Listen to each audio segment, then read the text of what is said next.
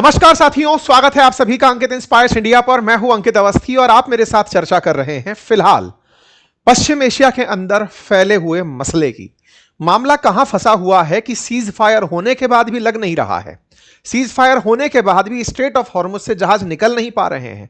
अलग अलग जानकारियां हैं कि अब तक केवल 6 जहाज वहां से निकल पाए हैं। अगर यह हालात रहे तो दुनिया में जो खुशी का माहौल लौटा था कि अब फिर से तेल आएगा, एलपीजी आएगा, फर्टिलाइजर आएगा, क्या ये सब बातें अब हवा हवाई रह जाएंगी? ये सवाल इसलिए किया जा रहा है क्योंकि अब लेबनान के नाम पर आकर के बातें अटक गई हैं। एम्बेसी ऑफ ईरान की तरफ से कहा गया है कि अब स्ट्रेट ऑफ हॉर्मुज की जो चाबी है वो लेबनान के हाथ में है। इसका मतलब क्या इस समय पास इट ऑन खेला जा रहा है? क्या यहां पर ईरान के द्वारा अमेरिका का पब्लिक में मजाक बनाया जा रहा है? ऐसा इसलिए क्योंकि जहां एक बार स्ट्रेट ऑफ हॉर्मुज खोलने के नाम पर ईरान और अमेरिका सीज फायर के लिए तैयार हो गए थे, वहीं अब लेबनान का विषय इतना बड़ा हो गया कि ईरान ने लेबनान पर सीज फायर करने के लिए मजबूर करते हुए अमेरिका से कहा कि अगर वो खुलवाना चाहते हो तो आप पहले लेबनान पर सीज फायर लागू करो, हम स्ट्रेट ऑफ हॉर्मुज खोल देंगे।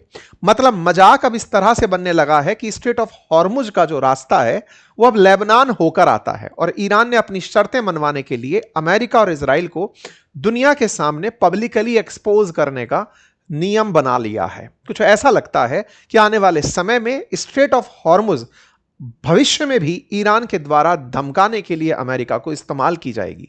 तो क्या अमेरिका इन सब चीजों के लिए आज होने वाली पाकिस्तान के अंदर वार्ता में इस बात को उठा पाएगा?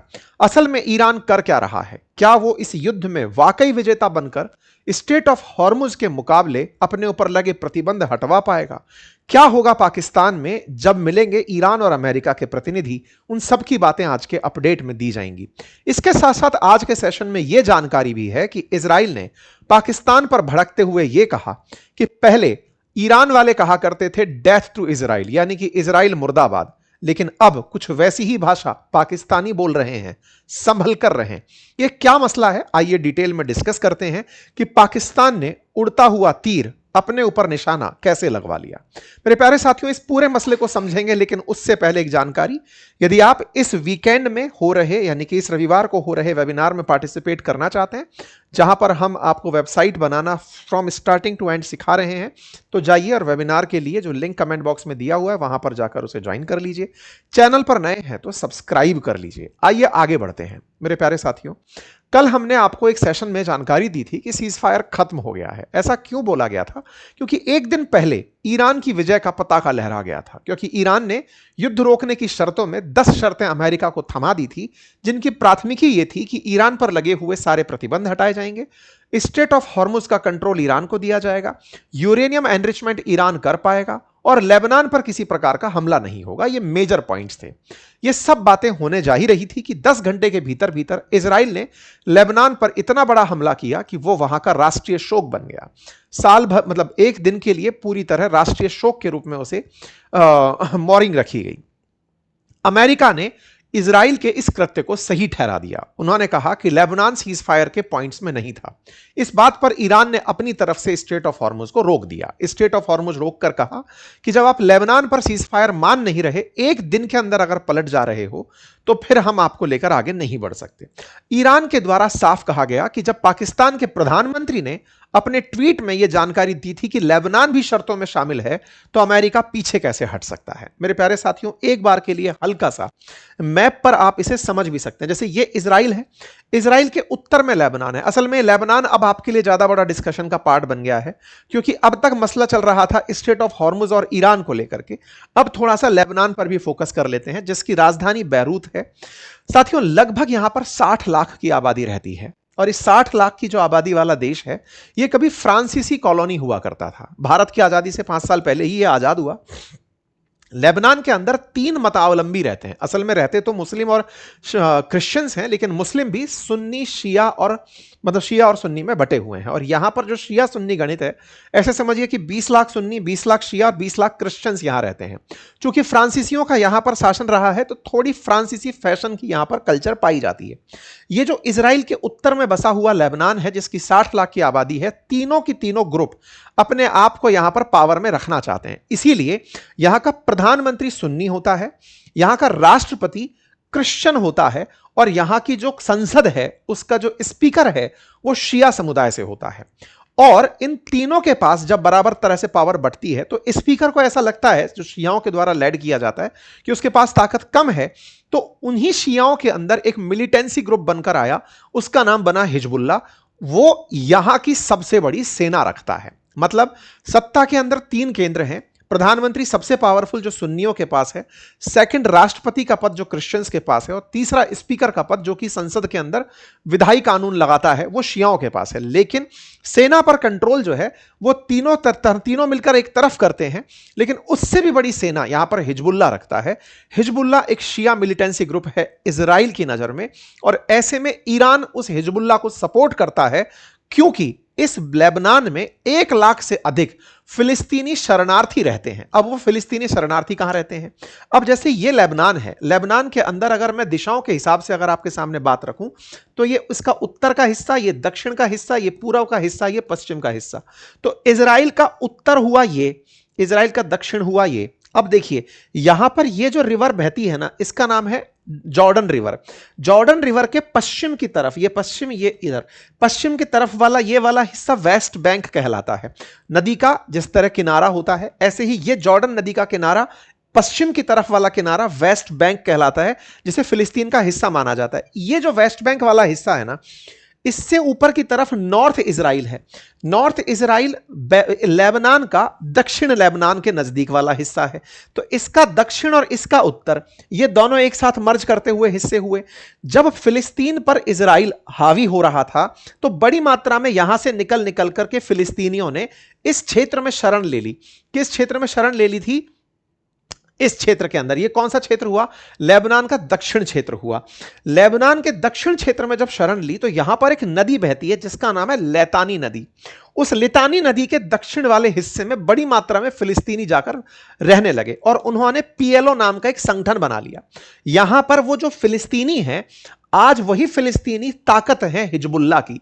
तो यहां पर जो हिजबुल्ला शासन कर रहा है अपना सबसे बड़ा मिलिटेंसी ग्रुप बना करके, पावरफुल सबसे दुनिया का कहलाता है, वो हिजबुल्ला असल में फिलिस्तीनियों की मदद लेता है और फिलिस्तीनियों की मदद लेकर के इजराइल पर हमले करता है। इजराइल एनी टाइम उसी को निशाना बनाने के लिए इस क्षेत्र में बमबारी करता रहता है। तो असल में पहले इजराइल ने फिलिस्तीनियों को निकालकर यहां भेजा, अब यहां पर भी उन्हें रहने नहीं देता तो उन्हें और ऊपर संभालता है। वो जाते जाते जब बैरूत में फंस जाते हैं तो उन्हें बैरूत में मारता है। यह फिलहाल की स्थिति है जो यहां पर बनी रही है। तो कुल मिलाकर लेबनान को लेकर के पूरी कहानी है। अब सवाल क्या है?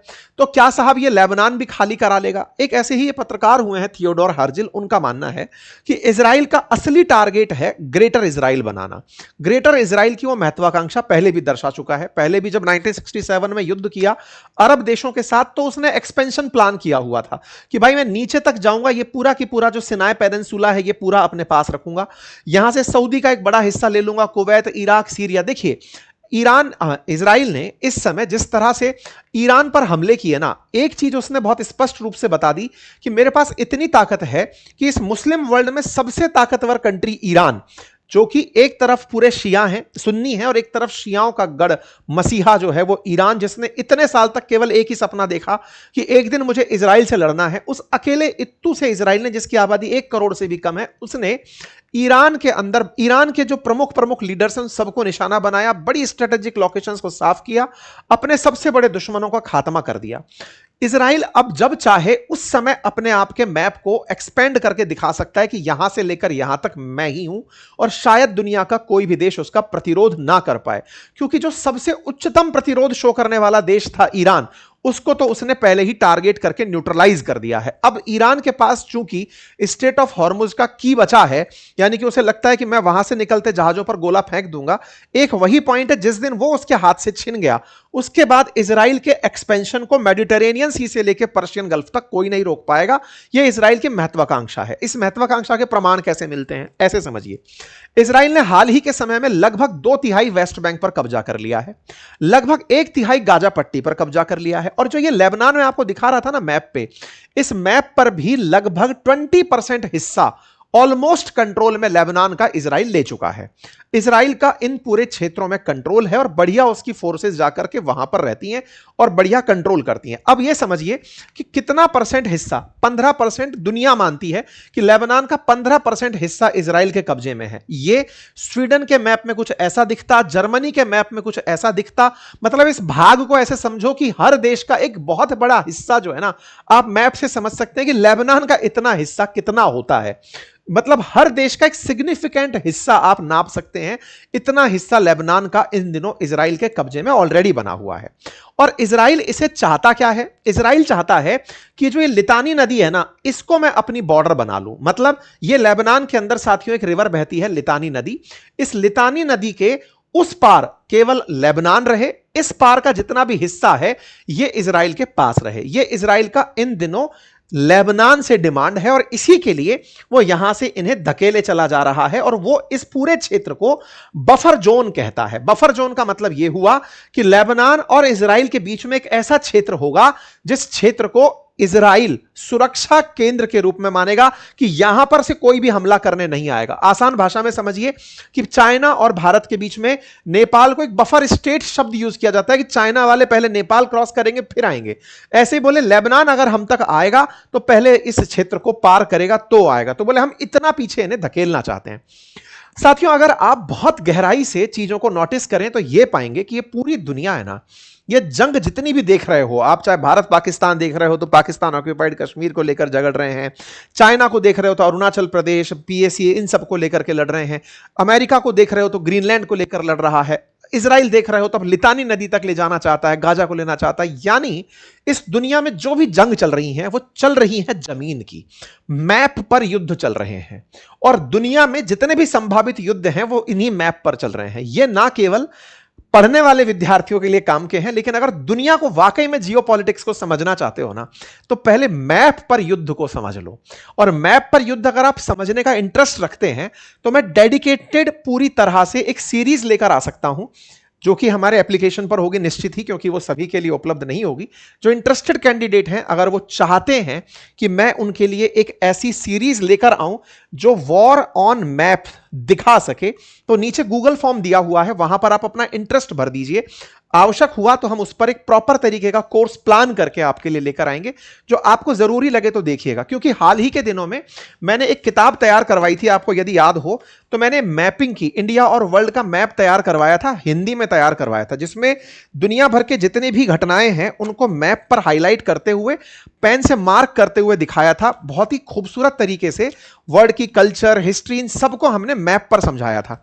इस पूरी मैप को अब हम इंग्लिश में भी लेकर आ चुके हैं। मतलब अगर आपको चाहिए तो आप इसे ऑर्डर भी कर सकते हैं। ये हमने स्टोर पर उपलब्ध करा दिया है, हमारे ऐप पर उपलब्ध है, यूट्यूब स्टोर पर भी आपको नीचे दिख जाएगा, इंग्लिश में ये किताब उपलब्ध है। इन मैप को भी आप हमारे वॉर ऑन मैप के माध्यम से समझ पाएंगे। तो कुल मिलाकर के उद्देश्य यह है कि यदि आप चाहते हैं ना कि इस बात को क्लियर किया जाए, तो आप समझना कि लड़ाई असल में चल रही है जमीन की, ये कलेश असल में जमीन का है। और नेतन्याहू ने यह बात बोली कि ये जो 2 वीक का हमला है ना, इस हमले में इजराइल का लेबनान पर हमला होता रहेगा और स्ट्रेट ऑफ हॉर्मुज से उसका कोई लेना देना नहीं है। लेकिन ईरान ने साफ किया कि सुनो साहब, हमें तो मतलब है लेबनान से। कारण समझ में आया, क्योंकि लेबनान में हिजबुल्लाह है और हिजबुल्लाह को माना जाता है कि ईरान पूरी तरह से सपोर्ट करता है, उसे वेपन देता है, तेल देता है, सब कुछ लड़ने का संसाधन देता है। ऐसे में बोले लेबनान के अंदर हमारा पूरा से है और लेबनान के हिजबुल्लाह को बचाना हमारी प्राथमिकता है। इस पर ईरान की तरफ से जो ईरान के स्पीकर हैं, जो संसद के अंदर स्पीकर हैं, उनका नाम है गालिबाफ, उन्होंने अपनी तरफ से कहा कि देखो आप लोगों ने हमसे सीज फायर तो कर लिया, लेकिन सीज फायर की शर्तें जो 10 रखी थी उसमें से 3 टूटती दिख रही हैं। आप लेबनान को लेकर मान नहीं रहे हो, लगातार हम पर हमला कर रहे हो। और इस बीच में एक हरकत इजराइल ने और करी। आपको याद होगा 2 दिन पहले मैंने आपको एक जानकारी दी थी, जब सीज फायर के वापस रिटेलिएशन हुआ था ईरान के अंदर, इन्होंने जब एक गैस फील्ड को उड़ा दिया था, जब तेल के उसको उड़ाया था ये इजराइल वालों ने ईरान में, तो बदले में कुवैत पर हमला हुआ था, सीज फायर के बाद की बात बता रहा हूं।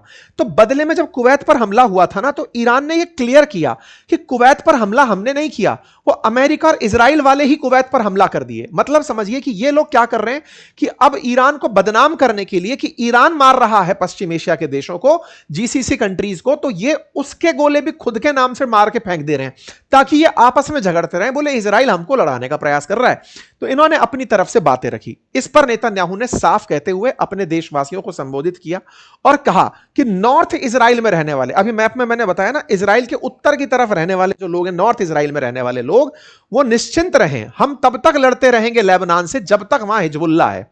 इन्होंने साफ कह दिया कि हमारी शर्तों से कोई लेना देना नहीं है। लेबनान युद्ध विराम मांग रहा है, बोले अगर उसको चाहिए तो सीधा हमसे बातचीत करे, हमें कोई मध्यस्थ नहीं चाहिए। हमारी लड़ाई ईरान से अलग है, लेबनान से अलग है, और इजराइल को अगर लेबनान से बात करनी है तो इजराइल और लेबनान की डायरेक्ट बात होगी, कोई तीसरा पार्टी नहीं होगा। मतलब साफ है कि यहां पर लेबनान का विषय पूरी तरह हटा दिया जाए, इजराइल ने साफ संदेश दे दिया है। जब यह संदेश साफ दिया तो भारत के अंदर इनके ये जो राजदूत हैं, इनका साफ बयान आता है और इन्होंने कहा कि हम पाकिस्तान के ऊपर ट्रस्ट नहीं करते, वो खुद एक स्पॉन्सर टेररिज्म देने वाला देश है, ऐसे में हम उसको डोंट रिकॉग्नाइज अवर स्टेट, और हमारे देश को वो पहचानता तक नहीं है, पहचान नहीं देता है। हमारे देशों ने, हमारे मित्र राष्ट्रों ने उससे बात की होगी, हम उसकी बात नहीं मानते। मतलब सीज फायर की शर्त में अगर लेबनान भी है तो हम पाकिस्तान की नहीं मानते। मैंने आपको डे 1 में बताया था, जब हमने एक सेशन किया था पाकिस्तान का बढ़ता कद, उस समय मैंने ये जानकारी दी थी कि इजराइल लेबनान में पाकिस्तान की नहीं मानेगा, इसकी मध्यस्थता को नहीं मानेगा। ये इजराइल के भारत के अंदर एम्बेसडर है रोवेन एजर, मैंने इनका इंटरव्यू किया हुआ है, शायद आप लोगों ने देखा भी होगा। साथियों, अब क्या होता है ना कि पाकिस्तानियों को जब लेबनान में हमला हुआ तो साहब ऐसा लगा कि हमारी बात पिट गई, इजराइल हमारी बात नहीं माना। इस बात पर ख्वाजा आसिफ, जो अक्सर भारत विरोधी बयान देने के लिए जाने जाते हैं, इनके रक्षा मंत्री, जिनको मतलब ये पता नहीं है, वो सोशल मीडिया पर चल रही खबरों को सही खबर मानते हैं, उनका बयान आता है। और बयान क्या आता है कि Israel is evil, a curse for humanity, while peace talks are underway in Islamabad, genocide is being committed in Lebanon। कि नरसंहार चल रहा है लेबनान में जिस समय इस्लामाबाद में बातचीत चल रही है। इजराइल एक एविल है और मानवता के लिए शाप है। साथ ही साथ में इन्होंने यह कहा कि innocent citizens are being killed by Israel, first Gaza, पहले इनोसेंट लोगों को इन्होंने गाजा में मारा, उसके बाद ईरान में मारा, अब इन्होंने लेबनान में मारा। Blood letting continues unabated. I hope and pray people who created this cancerous state, मैं उम्मीद करता हूं कि जिन्होंने इस कैंसरस स्टेट को बनाया पैलेस्टीनियन जमीन पर, to get rid of European Jews burn in hell, मतलब इन लोगों को नरक में भी जगह ना मिले। कुछ इस तरह से इन्होंने बद्दुआएं सोशल मीडिया पर डाल दी कि जिन्होंने इजराइल बनाया फिलिस्तीनी लोगों पर, उनको भी मतलब नरक में भी जगह ना मिले। इन्होंने भाई साहब भरपूर अपना जो गुस्सा है यह झाड़ दिया और सोशल मीडिया पर डाल दिया। यह बात है कल की, जब पाकिस्तानी के रक्षा मंत्री ने यह बयान दिया। उस समय आपको याद होगा 10 तारीख के दिन ईरान और अमेरिका दोनों मिलकर, यानी आज के दिन, बातचीत की प्रक्रिया शुरू करेंगे। कल बातचीत शुरू होगी पाकिस्तान के अंदर। इस समय ईरान के प्रतिनिधि पहुंच चुके हैं, अमेरिका के प्रतिनिधि के रूप में जेडी वेंस, कुशनर और विटकॉफ का आना तय माना गया है। ऐसे में यहां पर रक्षा मंत्री ऐसे बयान दे रहे हैं। बयान में कहा गया है कि साहब नरक में भी जगह ना मिले, जैसे अपन नहीं कहते कि साहब नरक में जाइए आदमी, अब यह बयान दे दिया। ख्वाजा हासिफ का बयान आया, इस पर इजराइल एकदम चिढ़ गया।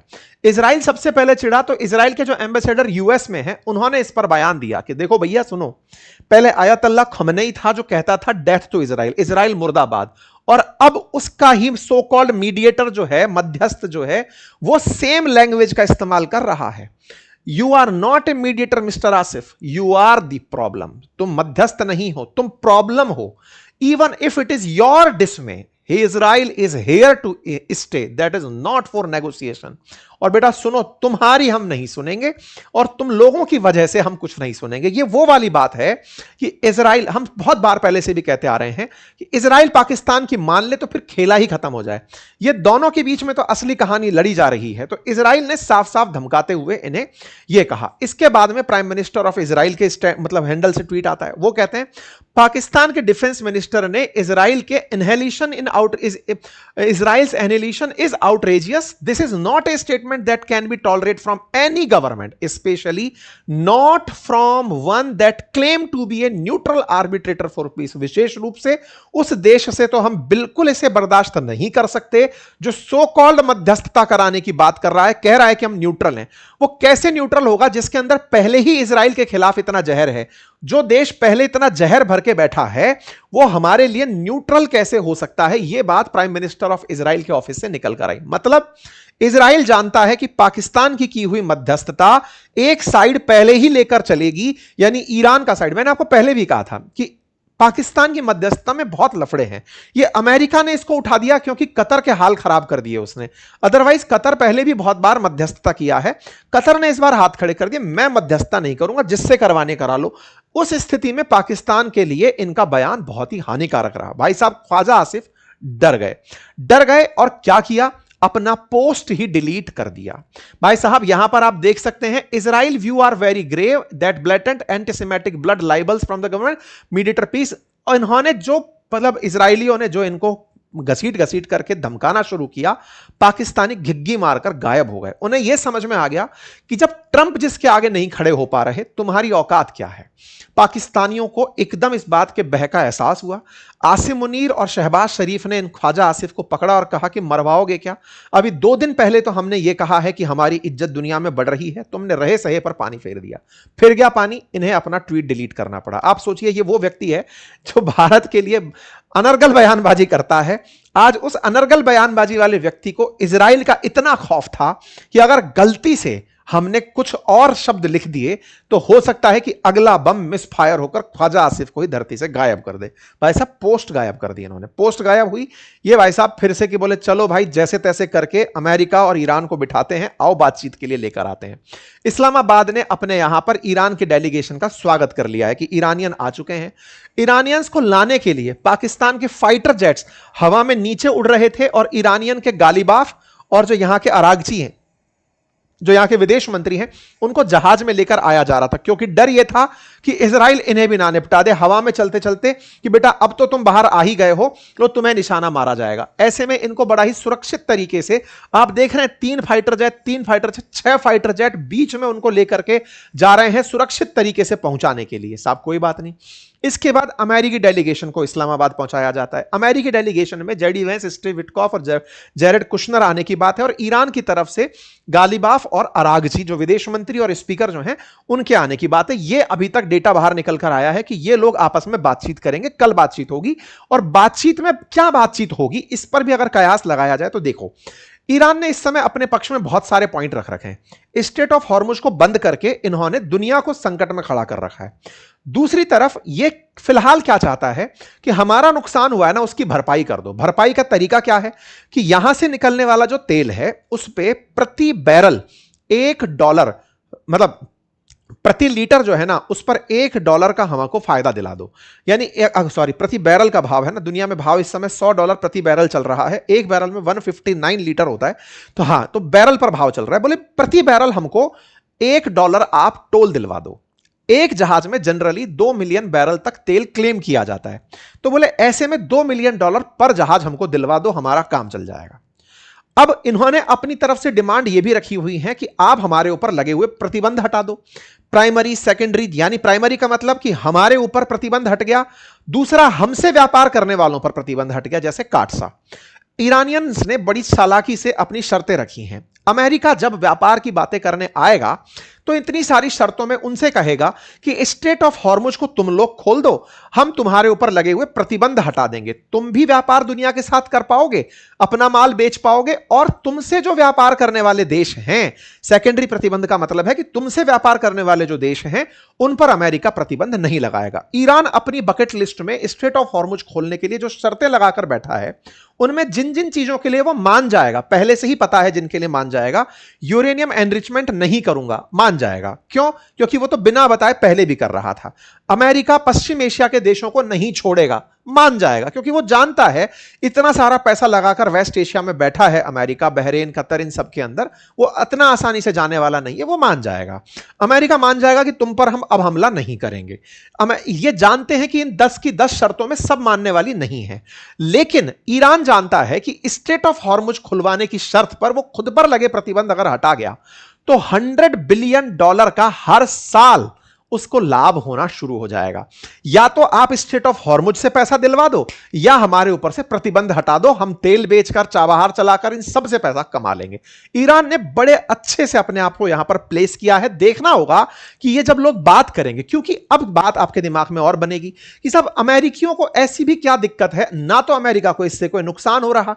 सिंपल सी बात है ना कि भाई अमेरिकी प्रतिनिधि पाकिस्तान में क्यों आ गए? अगर स्ट्रेट ऑफ हॉर्मुज बंद है तो दुनिया की दिक्कत है, पाकिस्तान अमेरिका को क्या दिक्कत है? अब देखो इसके पीछे की कहानी बताता हूं। फिलहाल के लिए यह अपडेट जान लीजिए कि अमेरिका के प्रतिनिधि आ रहे हैं। पाकिस्तान में इस समय भयंकर सुरक्षा इस्लामाबाद में रखी गई है, छुट्टी कर दी गई है सब लोगों की, स्कूल कॉलेजेस की, सब तरह की, पुलिस के द्वारा रावलपिंडी वगैरह सब जगह यह कहा जा रहा है कि भाई सुनो, सब जगह शांति रखो, छुट्टी वुट्टी रहेगी, हमारे यहां पर एक बड़ा काम होने जा रहा है। बड़ा सवाल यह है कि अमेरिका के लिए स्ट्रेट ऑफ हॉर्मुज जरूरी क्यों है, और क्यों इस बात को, क्योंकि अब अभी क्या है ना, जो ईरान के मुज्तबा खमनेई हैं उनकी तरफ से बयान आया है कि अभी हम लोग स्ट्रेट ऑफ हॉर्मुज को मैनेज करने के अगले स्टेज में एंट्री कर रहे हैं। तो ऐसे में ईरान जिस तरह की चाल चलता जा रहा है, उन चालों में अमेरिका कहां फंसा हुआ है, अब उसको समझते हैं। देखो, ट्रंप ने हाल ही में अपनी तरफ से एक ट्वीट किया, और ट्वीट यह था कि मुझे सुनने में आया है कि टैंकर से टोल वसूला जा रहा है। अगर ऐसा है तो यह नहीं होना चाहिए, इसे रोक दिया जाना चाहिए। अगर ऐसा कर रहे हैं तो रोक दिया जाना चाहिए। इस पर व्हाइट हाउस ने भी इस बात को कहा कि अगर ईरान ऐसा कर रहा है तो उसे रोक दिया जाना चाहिए। ईरान की एम्बेसी जो है वो मजे ले रही है, वो कह रहा है कि सर बहुत ही गरीब तरीके से मांग रहे हो, अभी भी हमारे हाथ में पॉकेट में, मतलब जो चाबी है वो अभी भी हमारे पास है, तो आप इस तरह से अभी आप बेगर्स कांट बी चूजर्स, आप अभी बोल नहीं सकते, आपके लिए जरूरत है। अब आप पूछेंगे कि अमेरिका जैसे महाशक्ति की जरूरत क्या है? अब देखो, यहां से समझने का प्रयास करते हैं। अमेरिका में ट्रंप ने अभी 2 न्यूज चैनल्स को तो पूरी तरह बायकॉट कर रखा है। एक है वहां पर CNN नाम का न्यूज चैनल, और दूसरा है वहां पे न्यूयॉर्क पोस्ट। वो बार बार ये दिखा रहे हैं कि ट्रंप ने जबरदस्ती दुनिया को दिखाया कि मैं जीत गया, जबकि शर्तें जो आप और हम बात कर रहे हैं वो बातें अमेरिका में भी हो रही हैं, और इन न्यूज चैनल्स के माध्यम से हो रही है कि ट्रंप वहां हार के आए हैं, जबरदस्ती अपने आप को विजेता, विक्टर्स घोषित कर रहे हैं कि भाई मैं जीत के आ चुका हूं, कोई जीता नहीं है। आज क्या हुआ, ट्रंप ने तीसरे न्यूज चैनल को भी लपेट लिया, और उसका नाम था वॉल स्ट्रीट जर्नल। ये काफी प्रतिष्ठित न्यूज चैनल्स हैं यहां पे। ट्रंप को जो इन दिनों पसंद आ रहा है वो फॉक्स न्यूज है, जिसको वो मान के आगे बढ़ रहे हैं, क्योंकि वहीं पर वो डायरेक्ट जाते हैं। ऐसे में वॉल स्ट्रीट जर्नल के एडिटोरियल बोर्ड को ट्रंप ने भला बुरा सुना दिया और कहा कि साहब मैंने प्रीमैच्योर विक्ट्री घोषित कर दी ईरान में, ऐसा इनके एडिटोरियल बोर्ड ने मेरे बारे में लिखा। ट्रंप को यह बात कि उनके बारे में अमेरिका में लोग क्या सोच रहे हैं और अमेरिका के प्रतिष्ठित अखबार उनके बारे में क्या लिख रहे हैं, उन्हें इसकी भयंकर दिक्कत होती है। उन्हें चाहिए कि उनके यहां पर बैठे हुए जितने भी मतलब कोर्टियर्स हैं, उनके जो सभासद हैं, वो ये करें कि वाह ट्रंप आपने कमाल कर दिया। ये लोग लिख रहे हैं कि इन्होंने जल्दबाजी कर दी जो घोषणा करने में, एक्चुअली अब ट्रंप डिफेंड कर रहे हैं ये विजय थी और ये प्रीमैच्योर थी। ये कहते वाले लोग जो हैं, ये ऐसा नहीं होगा, मैं जीत गया हूं, ईरान अब न्यूक्लियर बॉम्ब नहीं रखेगा। और अब देखना, very quickly you will see oil start flowing, तुम जल्दी ही देखोगे वहां से तेल निकलना शुरू होगा, विद और without the help of Iran, बिना और ईरान के बिना भी वहां से तेल निकलना शुरू होगा। It make no difference either way, the Wall Street Journal will as usual live to eat their words. बोले ये खा जाएंगे बातों को, जब ये गलत सिद्ध होंगे हमको मतलब क्रिटिसाइज करने के बाद, तो देखना। तो वहां पर मीडिया के साथ राष्ट्रपति की लड़ाई ओपन चल रही है। इस पर ट्रंप ने ईगो में इस बात को ले लिया है कि मैं स्ट्रेट ऑफ हॉर्मुज खुलवा कर मानूंगा। अब जब ये स्ट्रेट ऑफ हॉर्मुज खुलवाने के लिए मेहनत करेंगे, उस समय पर ये नेगोशिएशन में ईरान को ऑप्शन दे जाएंगे। जैसे ये रशिया को कह गए कि दुनिया वालों तुम रशिया से तेल खरीदो, रशिया ने भर भर के बोरे पैसे भर लिए कि लो भाई तेल बेचो, पैसा कमाओ। रशिया शांति से डला हुआ है, इतना शांति से डला हुआ है कि उसने यूक्रेन से आज युद्ध विराम किया है एक दिन का, कि सुनो यार त्योहार है, त्योहार मनाओ, चलो आज गोला नहीं फेंकेंगे, खूब पैसा कमा लिया। इन्होंने बकायदा इनको भी यही ऑप्शन देना है कि लो भाई स्ट्रेट ऑफ हॉर्मुज चलने दो, मेरी इज्जत दांव पे लगी है, वहां पर मध्यावर्ती चुनाव है अमेरिका के अंदर, मेरी बेइज्जती वहां नहीं होनी चाहिए कि मैं हार गया, स्ट्रेट ऑफ हॉर्मुज खोल दो, बाकी तुम्हारे ऊपर प्रतिबंध हटा दूंगा, मेरे हाथ की बात है, किसी और पर लगा दूंगा, कभी और लगा दूंगा, आज नहीं तो 4 दिन बाद लगा दूंगा, फिर करते रहना, अभी मुझे जिताओ। ठीक है साहब। तो कुल मिलाकर के ट्रंप ने जो ये टीम भेजी है ईरान से बात करने के लिए, ये 10 सूत्रीय मांगों में बार्गेनिंग करेगी, 5 अमेरिका के पक्ष में ले जाएगी, 5 ईरान के पक्ष में ले जाएगी। फिलहाल ऐसा लग रहा है। बाकी आप लोग इस विषय पर क्या सोचते हैं, अपनी राय जरूर बताइएगा, क्योंकि ईरान का सोशल मीडिया इस समय ट्रंप को गजब ट्रोल कर रहा है। ट्रोल से ज्यादा उनके पास खोने के लिए जब कुछ नहीं है तो वो नुकसान पहुंचाने की जद में बहुत ज्यादा बैठे हैं। जैसा मैंने पहले भी कहा है, अगर ये सब नहीं होता तो फिर कुछ बहुत एक्सट्रीम होगा, उसकी कल्पना दुनिया करने से भी डरती है। बाकी आप इस विषय पर क्या सोचते हैं, अपनी राय जरूर बताएं। कमेंट बॉक्स के अंदर हमने आपके लिए वेबिनार का लिंक लगाया हुआ है, गूगल फॉर्म लगाया हुआ है। अगर आप चाहते हैं कि दुनिया के युद्धों को मैप से पढ़ा जाए तो बताइए। अगर आप इंटरेस्ट रखते हैं तो गूगल फॉर्म भरिए, अपनी जानकारी रखिए। धन्यवाद।